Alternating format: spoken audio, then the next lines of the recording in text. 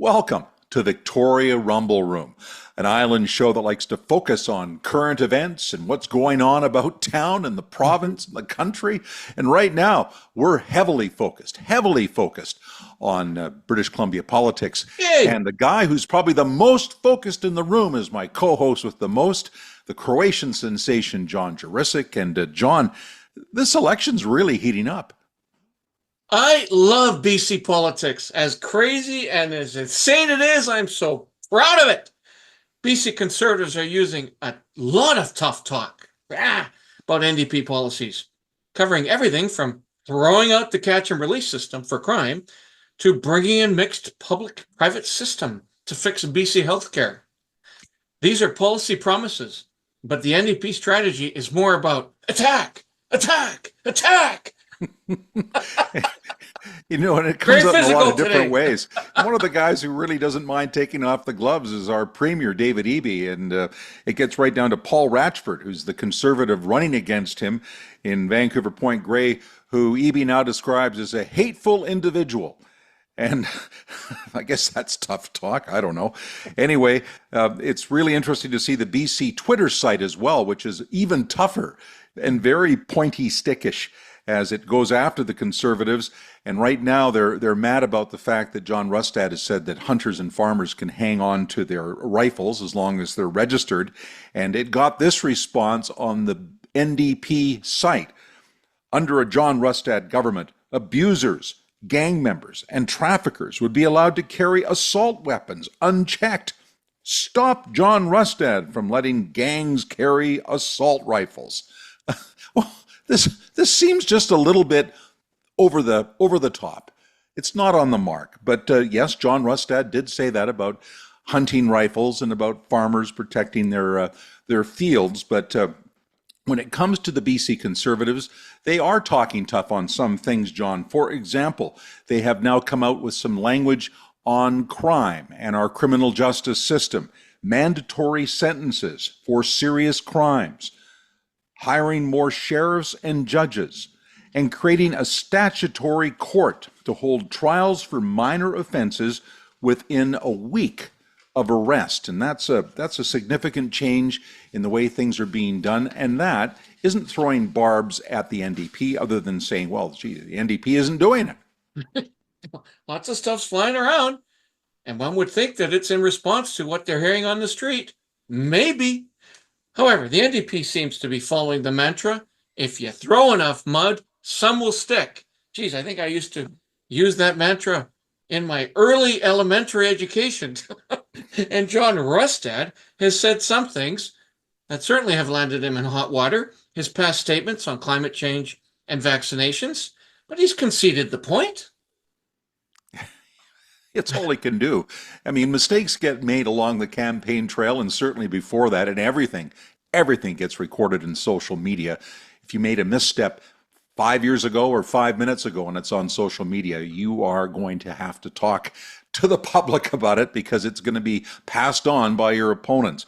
And right now, of course, the buzz is about what happened in the televised leaders' debate and what is going to be the outfall. Leaders, welcome. Hi. Several weeks ago, you were presented with and agreed to tonight's format and the rules for this debate. Neither the topics nor the questions have been shared with you or your teams in advance. Go to university, become tradespeople, build the BC that is possible, a BC of clean energy, a BC of fairness and more equality, a BC where people aren't left behind. And you need support right now. People are hurting. And that's our focus, is to make sure we're supporting British Columbians with a chance to own a home. 300,000 middle-income homes across the province with the health care they deserve. Making sure we're getting those doctors and nurses off of the sidelines and into our hospitals, delivering care in our communities, more family doctors for people. Making sure our communities are safe. In British Columbia, we want to make sure we build that positive opportunity for people to have that future. It's why our entire plan is about putting you first. Whether it's healthcare and patients first, whether it's our economy and making sure you can build a job, whether it is the investments that are needed for infrastructure. I'm a proud Canadian, and I can tell you the Conservative Party of British Columbia will bring forward a common sense plan that will deliver real prosperity for everyone here in British Columbia. So the debate is over. The leaders' debate, the only leaders' debate to be seen on television this time around, is over, and people are going to have to digest it as they digest their Thanksgiving turkey and think about how they're going to vote on the 19th. So Main Street survey was taken just before the debate. There was one that was on the weekend prior to it that showed the NDP had inched ahead, but now the Conservatives are back on top barely. 44% say they will support the BC Conservatives. New Democratic Party, 43% of decided voters. The BC Green Party, 8%. Others, and I imagine that includes the independents, at 5%. So this would seem to indicate, at least prior to the debate, a narrow win for the BC Conservatives. But many seats are up for grabs right across the province. Let's take a look now at the terrain province-wide just for a moment. This is just an overview. The NDP is solid in most Vancouver ridings, but several are still in play, including Yaletown. The NDP has the majority of Surrey seats, but a number of those ridings are too close to call. The BC Conservatives are strong in the Fraser Valley, the Okanagan, and Central Interior. Independent candidates, though, may take a different route. In other words, it could be a situation where it would be a BC Conservative win, but if there is a former BC United / BC Liberal there running as an independent, it could hand the win to the NDP. We'll have to wait and see. So some really interesting races, John. I love BC politics. That is fascinating. So let's look at what's going on locally on Vancouver Island. On the surface, it appears to be an NDP stronghold, but there's some very close races, as there is in Vancouver and the mainland. Close finishes, according to Main Street, can be expected in Wanda-Fuka-Malahat. Hey, guess what? That was John Horgan's old riding, where the NDP's Ravi Parmar is in a tough battle with Conservative Mike Harris. Also, Saanich North and the Islands, where Conservative candidate David Bush has a narrow lead in a tight three-way race with strong NDP and Green candidates. That was Adam Olson's old riding. And in Cowichan Valley, too close to call. Courtney Comox also has gone back and forth between the Conservatives and the NDP. Nanaimo Lanceville has had the Conservatives in the lead by a slight margin as well. Ladysmith Oceanside has the BC Conservatives in front. And finally, North Island also has the Conservatives on top at the moment. So at this point in the race, John, in what is traditionally a very strong area for the NDP, Vancouver Island, we have 11 seats where the NDP actually lead in their races and 4 seats where it's the BC Conservatives. But some of these seats are razor close. It's way too early to predict what the final outcome can be, and there's so many things that can still happen, so many variables. So we wondered, who should we talk to who could talk about all the ins and outs of the election campaign and the race and, of course, the debate.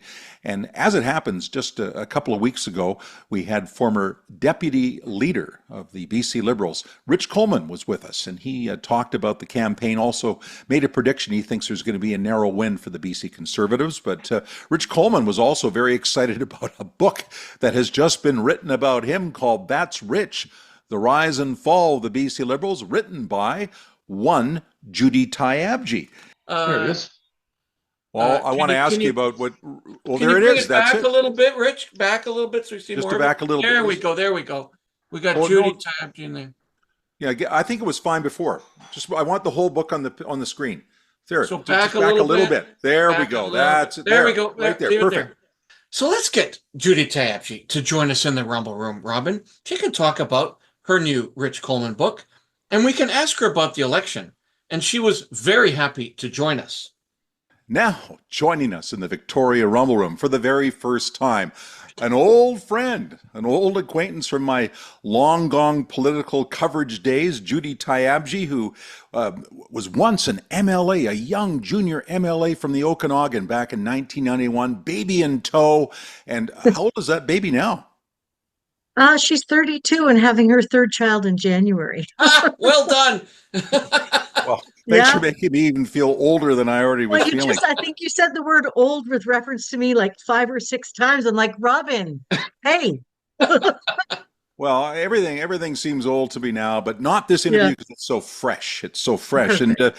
Yeah. Judi, we contacted you initially. Well, I was excited to get a hold of you, but it was because we had Rich Coleman on the show, who was telling us that you Yes. have written yet another book. That's Rich, The Rise and Fall of the There you BC go. Liberals. Hey, there it is. There it Right is. on. Shameless Right on. plug. Shameless plug. Yeah. We gotta get Judi on to talk about her book, and then I had the wild idea. Let's get her on sooner than that to talk about this election and talk about Yeah. what happened in this leadership debate that we just saw on television.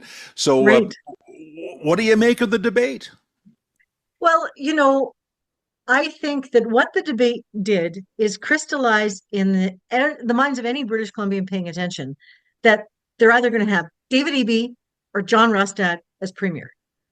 That's it. Okay, so you've got these two leaders, and what was the contrast? And there are a lot of observers who say when you watch a debate, especially a televised debate, turn off the audio and look at the body language. And if you did that with David Eby, he didn't do himself any favors. And I was surprised because he's a seasoned politician. I would have expected him to have more of that kind of posture of comfort and power. He had furrowed lines. He was, he looked nervous. He was kind of on the attack. He didn't look like he was someone comfortable with the mantle of government, ready to lead us further. So that's what we got out of David E. What did we get with John Rustad? Well, John, like, I think you have teeth, but I don't know because you didn't smile. Not even once. So the person who did best that way, I think, without exception, was Sonia Furstenau. Having said that, she communicated really well to her base, which is what she needed to do. And I did a bit of analysis of the Green Party candidates. And in my opinion, she or her team decided to go for quality over quantity with the candidates because very strategically they have placed first class candidates in ridings where the Green Party has historically done quite well. And then there are what I would call, not trying to be mean, but there are some placeholders in ridings where they just don't have a chance and they only have 69 candidates. So in my riding, I don't even have a Green Party candidate. And so where would Liberals vote? And so that's what when you say, what about the debate? I think Rustad needed to show the audience that he wasn't a scary boogeyman, trying to steal money from their children or something, right? I mean, everything the NDP say about him is extreme. And Eby needed to look comfortable with the mantle of government. I think Rustad did a pretty good job saying, I'm not scary. This is what I believe in. This is what we're going to do. Eby, I don't remember a specific policy that he came across and said, other than he spoke to healthcare. And I think that was a mistake because I think everybody knows the healthcare system is in a lot of distress. If you're in the interior, emergency rooms are closing all over the place. Something that if the Liberals were in power and the NDP were in opposition, it would be something we were screaming about every day. So I think strategically, I think the NDP should have prepped David Eby to have at least 3 wins that he could speak to with comfort, and he didn't have that. So it left him kind of flailing a bit, in my opinion. So that's what I got out of it. I've heard so much about you through the years. Such a pleasure to meet with you for the first time, and you haven't aged a bit. Isn't that fabulous? What a guy. Hey, I like you, John. I already liked you. What's going on? Oh, fantastic. Even layered now. Amazing. I watched the debate, found it frustrating. Yeah. Certainly didn't have the sort of dynamic that past debates had, where you felt like, someone's going to really bust out of here. David Eby just kept repeating things like healthcare and housing are improving when evidence points in the other direction. Oh, my God. Yeah. Yeah. John Rustad, I think, didn't entirely come across strong. I mean, at some point I said, hey, get a pulse, buddy. Like, come on. Like, it's just buzz. In this information age, has the delivery become more important than the content in a campaign? Well, I think delivery has always been important because, there was that famous debate in the United States where the first televised debate with John F. Kennedy, when they heard the radio debate, they thought that it's terrible. I'm gapping out. Whoever was it, Nixon? I don't remember. Anyway, Whoever was debating against him by radio The people listening to the radio thought they won, but people watching on TV said Kennedy won. And we are decades past that now, and we have social media as well. And I think there's one element in this election that couldn't be obvious at all in last night's debate, and that is the dynamic of the independent candidates, who most of them flowed out of the United Party. Not all of them. There's one in Lake Country who is currently a farmer, used to be a firefighter, elected to the regional district, and he wasn't a United Party candidate. In fact, he ran for the Conservative nomination and didn't win. So, what will the independent candidates do? And I think that this could be an election where we could have a record number of independents elected. And honestly, to be a record, it needs to be what, 4, 5, not very many. But one. John Rustad, Maybe. one. Well, no, we've had more than one elected before.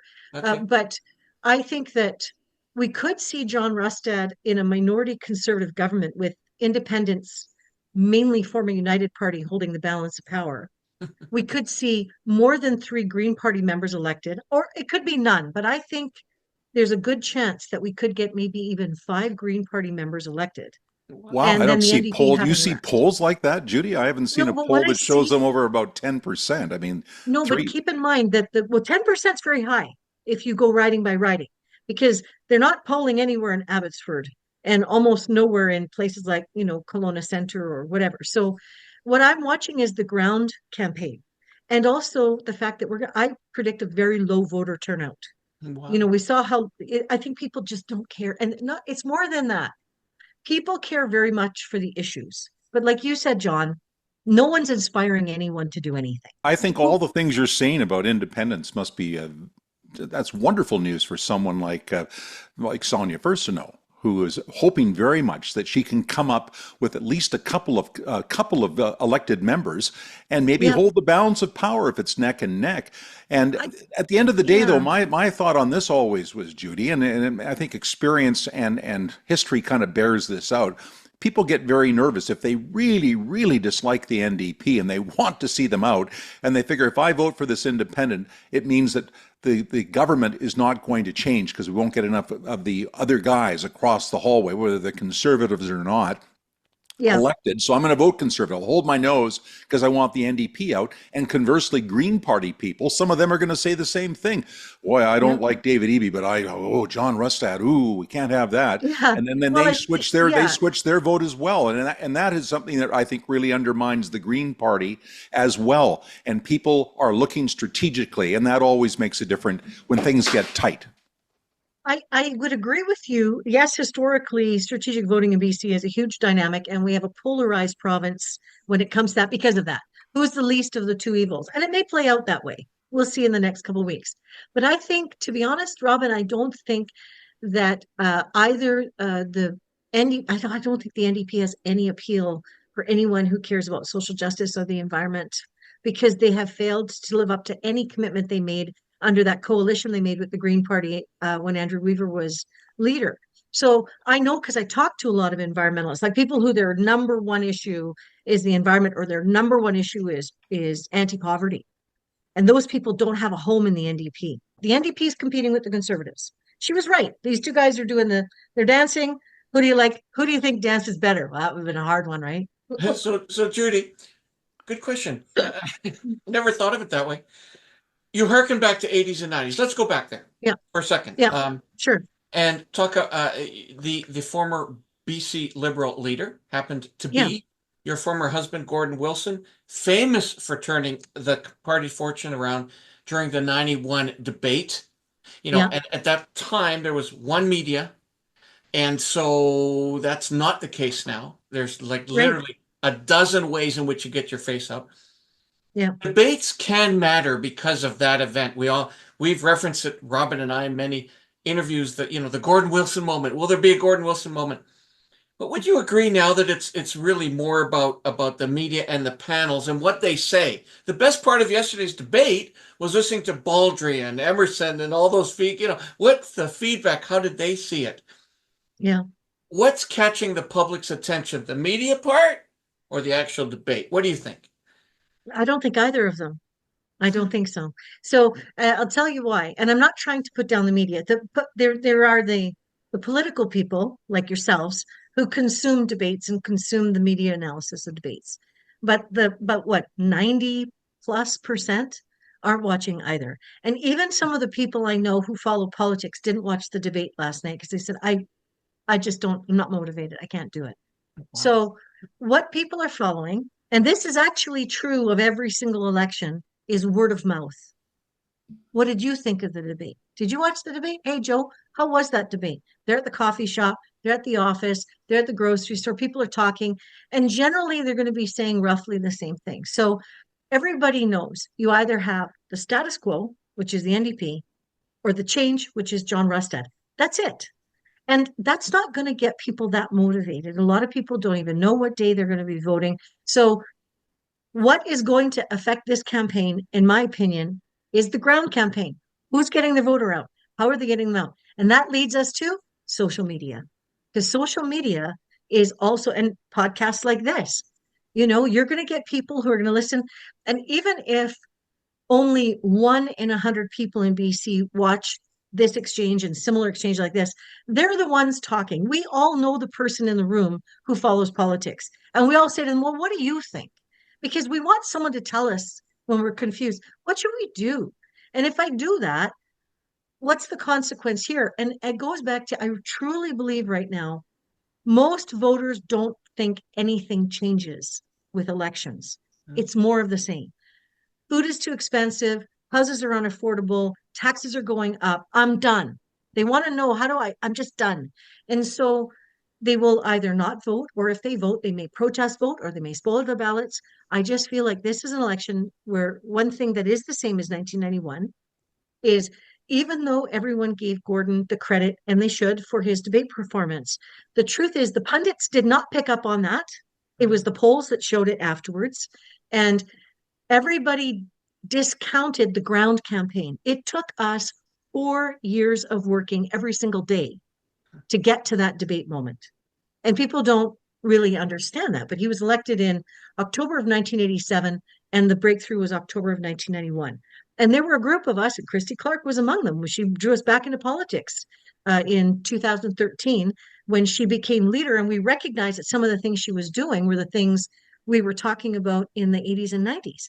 So, but we only knew that because there were 300-400 people, and that's it. And we worked every single day.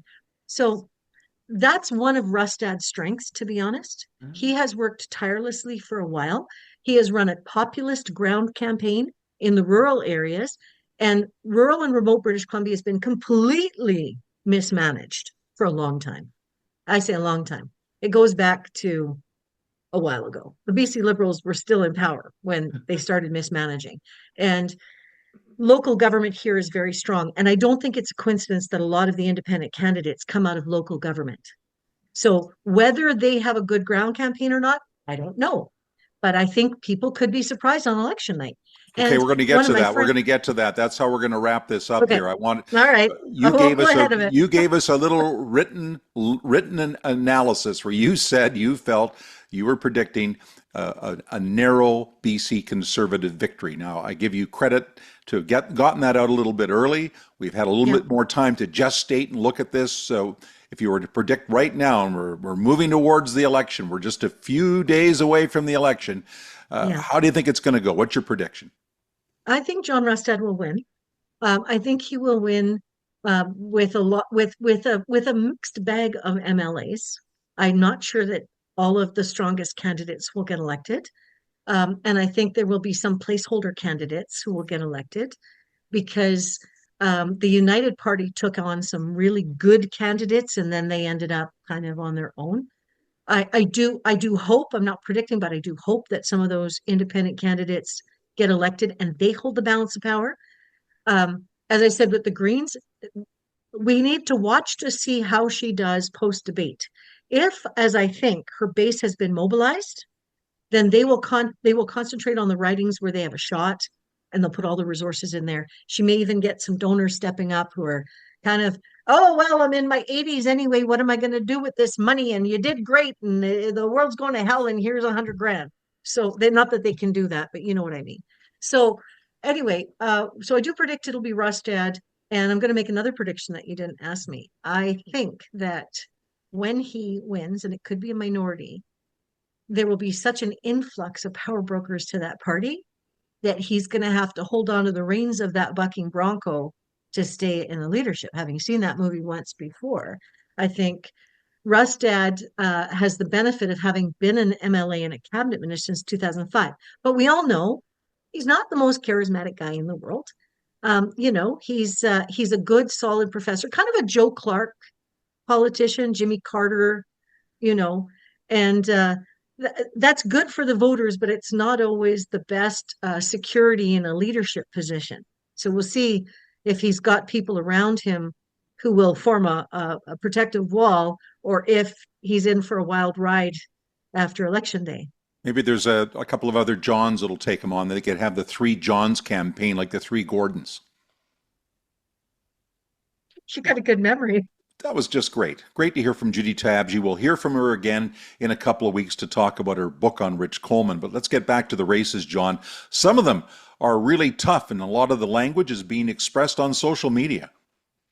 Robin, as I've expressed many times on the show, I happen to dawdle in social media consulting, so I'm very, very familiar with this. Some of the attacks have been very tough. Social media has been a big part of getting out the message, and it hasn't been nice. For example, some candidates are regularly going on Twitter to get their messages and opinions across in a very different and sometimes mean way. It's really a cheap and direct way to get a message across, and I'm sure saves the campaigns a ton of advertising money. And one of the more innovative candidates who's really used social media, I think, quite effectively for quite some time was Tim Thielman, who's running in a very tough riding of Victoria Beacon Hill. He's up against Grace Lohr, who's a cabinet minister. She's the incumbent. NDP has held that seat for a long time. And also in that contest is Sonia Furstenau, the leader of the Green Party. And she's going to be tough. So it's a very tough race. And Tim Thielman is doing his best to raise his profile. He's not a big name in Victoria, but he's done a lot of work to raise his profile, and he's been very clever about it along the way, including a commercial that I think that was online is one of the better commercials I've seen in this entire campaign for originality. I'm Sarah Montgomery, wife of Josh Montgomery, and I am not comfortable with a drug consumption site next to where my children play. My name is Angela. I've never had to close a business due to government overreach. I'm Liz. I'm a mom, and I love my trans-identified child. I'm Molly. I'm a mom. My daughter told me that the kids in high school think the government's safe supply drugs are safe for them to try. My name is Teresa, and I am a recovery outreach worker. I have been in recovery myself. I've been clean for 24 years. I'm a student at UVic. I've never done this before. I've never done this before. I've never done this before. I've never done this before. I'm doing something I've never done before. I'm new to this, and that's why I'm voting Conservative. I'm voting Conservative. I'm voting Conservative. I'm voting Conservative. I'm voting Conservative. Voting Conservative. My name is Tim Thielman. I'm an environmental lawyer who's worked with First Nations for 15 years. I've never done this before. I'm running as a Conservative. Tim Thielman has been very proactive because he knows he's in a really tough fight and he needs to quickly build name recognition. In contrast, John Wilson in Esquimalt-Colwood has tons of recognition. He's one of Vancouver Island's leading business leaders and a past chamber chair. We thought it would be interesting to get his take on running in a BC election for the first time. Let's zoom him in. Now, joining us in the Rumble Room is the BC Conservative candidate for Esquimalt-Colwood and good friend and fellow chamber board member in the past, John Wilson. John, great to have you with us. Oh, thanks, John, and thanks, Robin. Thanks for having me on, and look forward to meeting with you. Absolutely. Okay, first question. As we ask most new candidates to the political realm, how do you like the campaign trail? it's certainly something new for you, I suspect. Yeah, yeah, it's great meeting the people, great learning and listening at the doors and at the events and things like that. It's a lot of hard work for sure. It's not designed for busy people. It's designed for people who have the time to take the time off and focus right on it. I'm kind of half and half. I certainly couldn't do it without the support network that I have behind me with my family, my team here at Wilson's, and my volunteer team on the campaign as well. As I mentioned to you guys earlier, it's a very hastily put together. We're 3 weeks in now, and we've been working hard, and lots of donors, lots of volunteer hours on the campaign, and it's definitely not for the faint of heart. But I've learned lots, and one thing I think I've definitely learned that I tell everybody is that I think politicians who like the political game like the campaign. They don't really like being in that building behind me and having to make the tough decisions. Decision makers who want to make a difference, which I consider myself to be, want to be in that building behind me, and make the decisions. The campaign is kind of the way to get there. I know that, but certainly it's not it's not why I got into this. I want to make a difference. So it's a little bit right side, left side brain thing, isn't it, John? Yeah, And yeah. some people are very good campaigners and are very good administrators. But what we've seen in the past, just anecdotally, have been a few people that have risen to the top, become the leader of the party because they were great bureaucrats or they were great behind the scenes. And the minute they got in front of a camera, it was all over. So it's very important to have both skills. I've noticed that a lot of the BC Conservatives are not participating in debates. I assume this is a bit of a strategy. There have been some candidates locally like Stephen Andrew, Tim Thielman, who have gone to debates, or at least some debates, and got involved. So if the candidates aren't doing debates, what's the best way to reach the public? You've only got about a month to get your campaign ideas out in front of people. It's a fairly short campaign.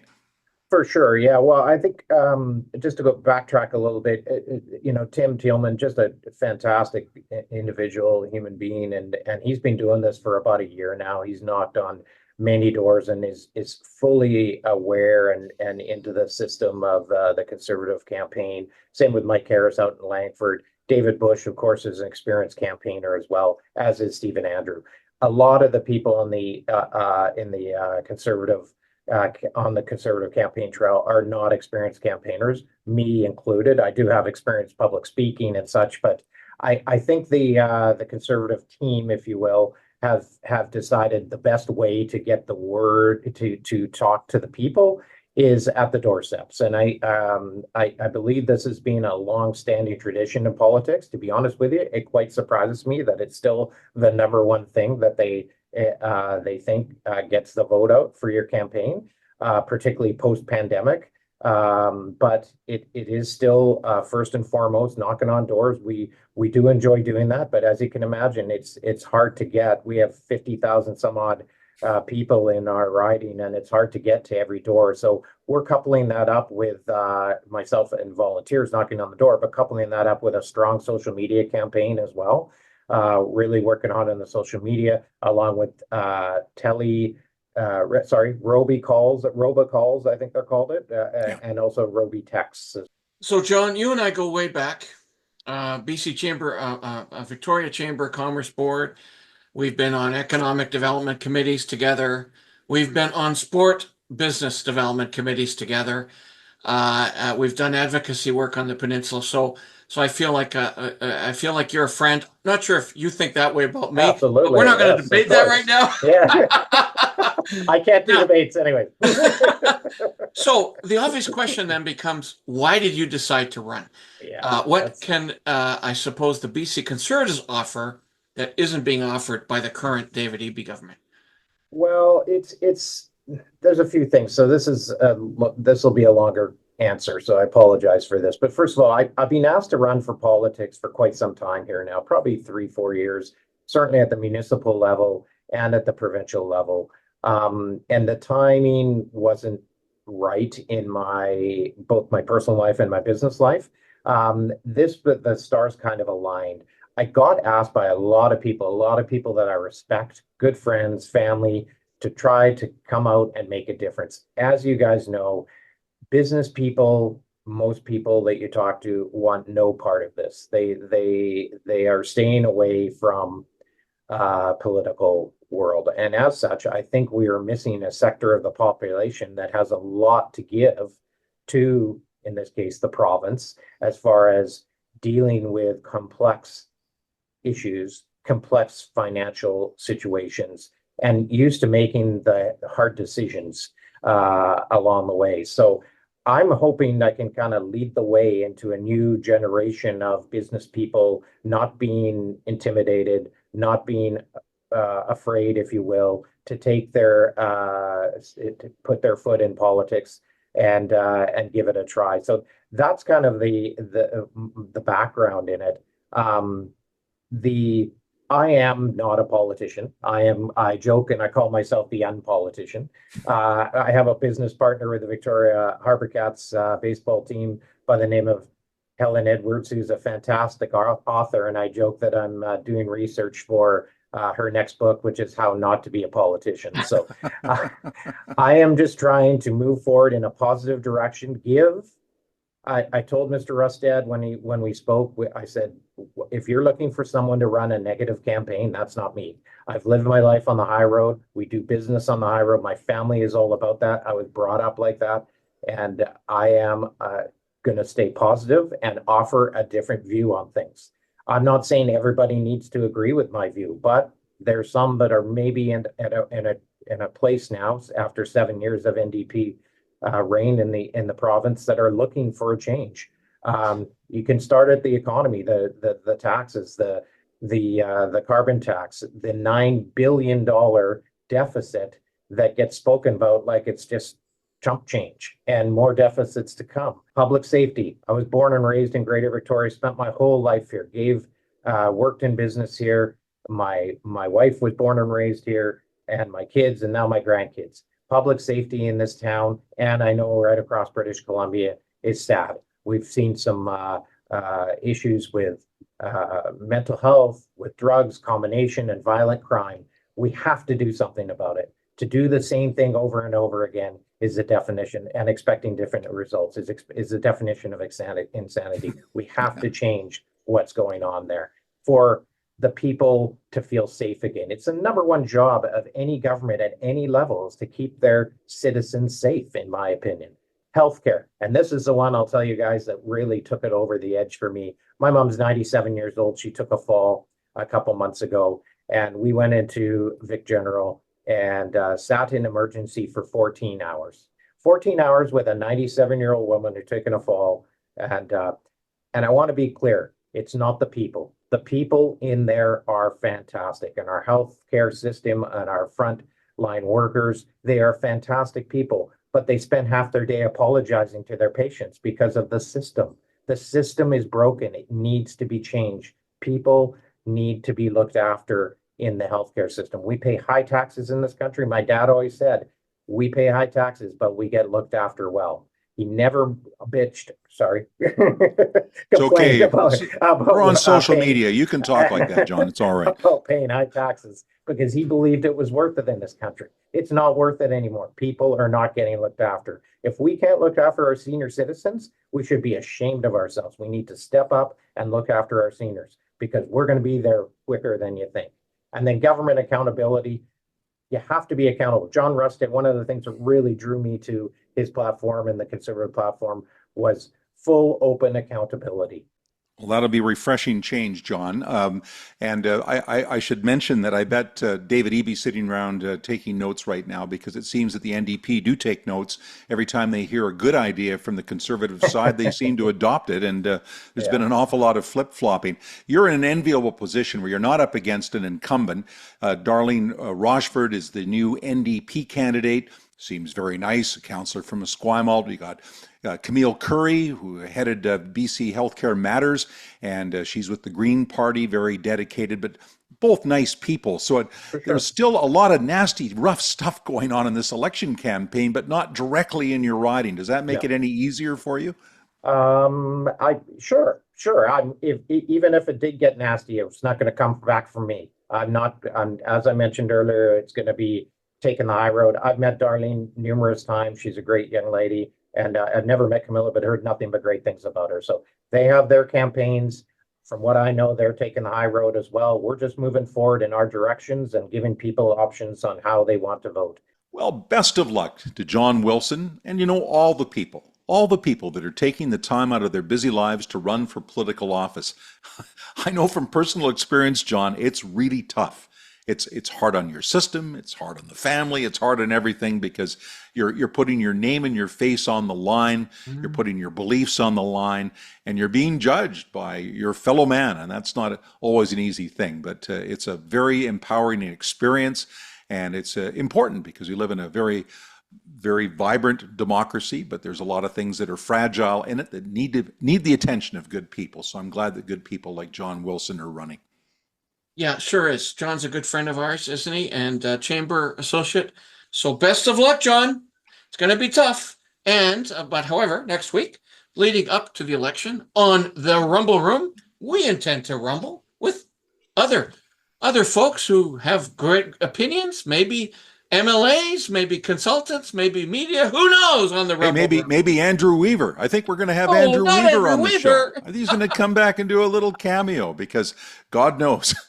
God knows. There's lots of people of all political stripes who want to hear what the former leader of the Green Party has to say, because he certainly has lots of people out there that are on the edge of their seats, good and bad. That'll be so much fun. I can't wait. Yes, absolutely. And I want to again thank our many viewers for watching the Rumble Room with us and being part of the Rumble Room experience by signing on and supporting our show and joining us. And hopefully you can join us on future shows. So I'd encourage you, John, to again let people know how they can follow the Rumble Room. Robin, what a great program today. All BC politics. Love it, love it, love it. It's going to stay this way till we get past election night on Saturday the 19th, likely even past that. We hope that you'll follow our various platforms, that you can hear all the interviews, you can hear all the feedback, you can hear all the viewer comments. It's on Twitter, a very, very active platform for us, Facebook, and YouTube, where all of our videos live. Getting a lot more action on the audio podcast site, by the way. Lots of folks are starting to listen to us as they're running or swimming, not swimming, maybe working out. How do they do that, John? Best water polo player. How do they do that? Anyway, also on Instagram and TikTok. Boom, boom, boom. That's it for me, Robin, as I swim away. Looking forward to Thanksgiving turkey this weekend. Can't wait for that. And happy Thanksgiving to all of you. Please remember to vote.